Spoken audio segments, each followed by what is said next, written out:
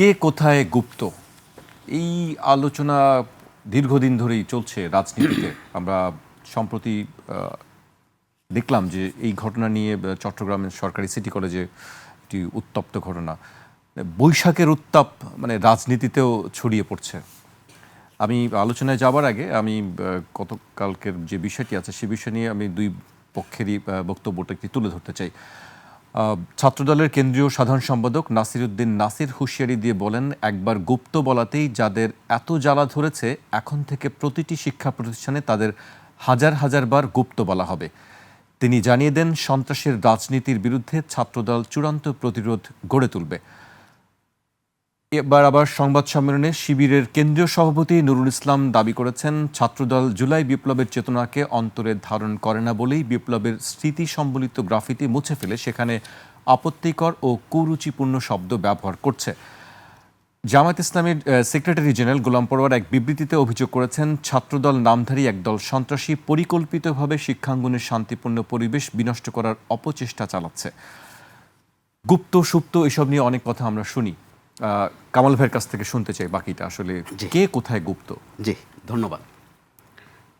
আপাতত গত কিছুদিন থেকে গুপ্ত একটা গালি, একসময় বাংলা শব্দ লুপ্ত সুপ্ত, তো এগুলো চলেছে।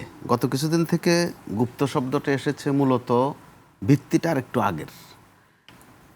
সেখানে ছাত্রলীগ অত্যন্ত সম্পৃক্ত, ছাত্র শিবির অত্যন্ত সম্পৃক্ত। ভিত্তিটা ওখানে যে কে আসলে শিবির করতো কিন্তু ছিল ছাত্রলীগে, অথবা ছাত্রলীগ করে কিন্তু তার কানেকশন শিবিরের সাথে, এইভাবে এসেছে কথাগুলো।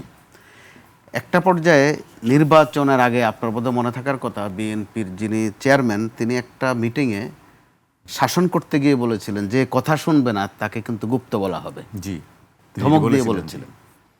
তো এরকম করে আস্তে আস্তে শব্দটা এখন খুবই আলোচিত। তো এখানে একটা বিষয় আরও পেছনের দিকে যদি আমরা যাই, আমি আমার পেশাগত অভিজ্ঞতা থেকে দেখেছি, দু একটা নাম উল্লেখ না করলেই নয়। সংসদে একবার প্রশ্ন উঠেছিল সালাউদ্দিন কাদের চৌধুরীর পরিবারেরকে লক্ষ্য করে। জবাবটা সালাউদ্দিন কাদের চৌধুরী দেন নাই, দিয়েছিলেন ওনার ভাই গিয়াসউদ্দিন কাদের চৌধুরী।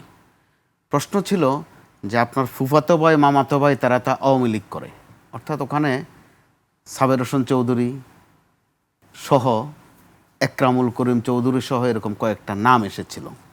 তো গিয়াসউদ্দিন কাদের চৌধুরী খুব সংক্ষেপে জবাব দিয়েছিলেন যে তারা ওখানে আপাতত ডেপুটেশনে আছে, যে তারা আওয়ামী লীগে ডেপুটেশনে আছে। তো গুপ্তের আরেকটা উদাহরণ দেই, ইংরেজি শব্দ দিয়ে বলেছেন ডেপুটেশন। আপনার বোধহয় মনে থাকার কথা, ব্যারিস্টার শাহজাহান ওমর, যাকে হেডম সাহেব বলে, তো তিনি কেন বিএনপিতে এলেন এটার একটা ব্যাখ্যা দিয়েছিলেন। তিনি বলেছিলেন যে আমি আসলে মনে প্রাণে আওয়ামী লীগই করি, এটা আমুবাই জানে। তো আমুবাই আমারও বলল তুমি আওয়ামী লীগে না থেকে বিএনপির ওখানে গোপনে থেকে যাও। তো এখন ঘটনাচক্রে আর গোপনীয়তা ভেঙে আমি আওয়ামী লীগে চলে আসলাম। অর্থাৎ তাদের কাছে ওই যে গুপ্ত, সেটা এক ধরনের গুপ্ত, ওইটা কিন্তু আবার সম্মানের। তো তখনও তিনি বলেছিলেন যে আওয়ামী লীগ করতে কিন্তু আবার হেডম লাগে, সবাই সেটা পারে না। তো এখন এই গুপ্তের সাথে যখন হেডম যুক্ত, অর্থাৎ কার কোথায় সুবিধা হয়, কখন সুবিধা হয়, তো এরকম গুপ্তের যে ধারাবাহিকতা চলছে, এখন তো আমরা উদ্বিগ্ন হতে পারি। বিএনপি যাদেরকে গুপ্ত বলছে, গালমন্দ করছে, বিএনপির মধ্যে এই মুহূর্তে কি পরিমাণ গুপ্ত আছে সুপ্ত অবস্থায়।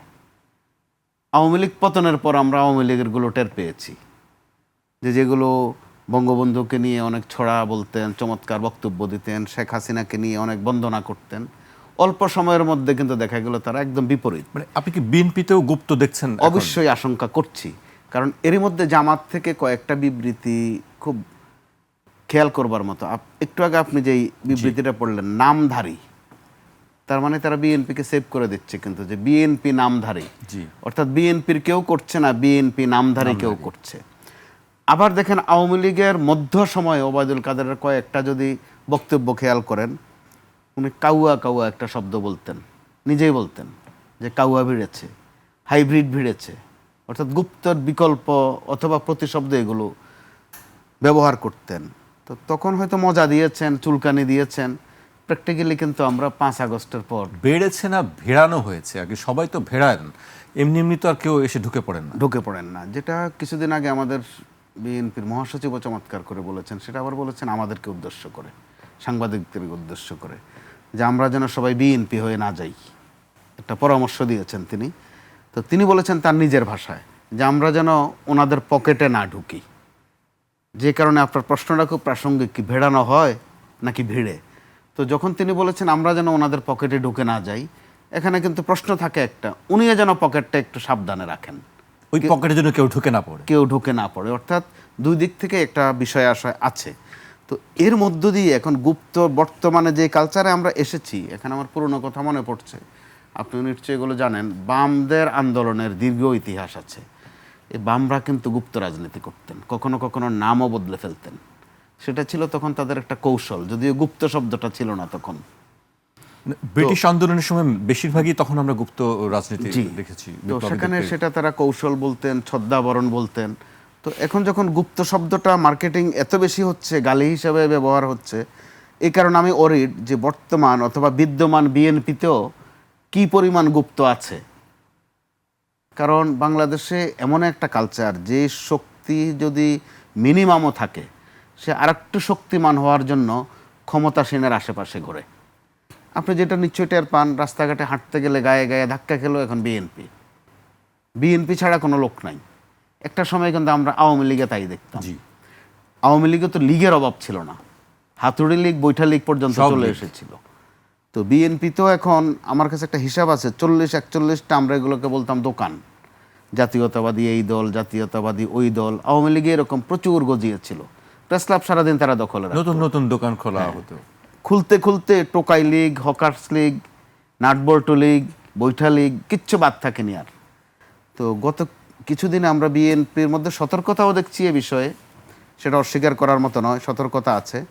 কিন্তু আবার যেভাবে গুপ্ত গুপ্ত মার্কেটিং হচ্ছে, এই মার্কেটিংয়ের মধ্য দিয়ে আসলে কার মার্কেটিং হয়ে যাচ্ছে, এই মার্কেট থেকে কে মনোপলি শেষ পর্যন্ত করবেন, কে কাকে ঠোকরটা দিবেন। কারণ ঠোকরের ইতিহাস 5 আগস্টে আছে, অথবা 5 আগস্ট পরবর্তীতে যেটা দৃশ্যমান। তো ভবিষ্যতে সেটা কোন পর্যায়ে যাবে, এই নিয়ে কিন্তু একটা উদ্বেগ থাকা অত্যন্ত স্বাভাবিক। জি।